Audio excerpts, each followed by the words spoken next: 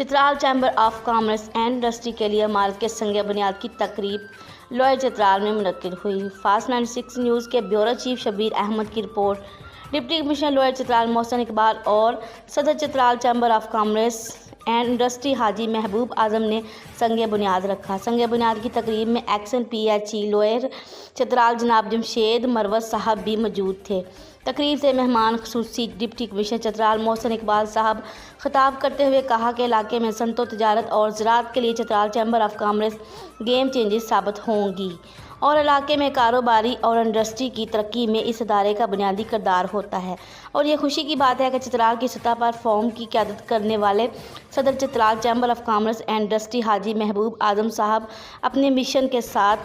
مخلص اور قائدانہ صلاحیتوں کے مالک ہیں۔ چین کی بدولت اس ادارے کے لیے ایک عالی شان عمارت کی تعمیر شروع ہو گئی ہے، جو یہاں کاروبار، صنعت و تجارت وابستہ افراد کے لیے مرکز کا کام کرے گی۔ انہوں نے کہا کہ یہ عمارت 4 ماہ کے اندر اپنی تکمیل کو پہنچ جائے گی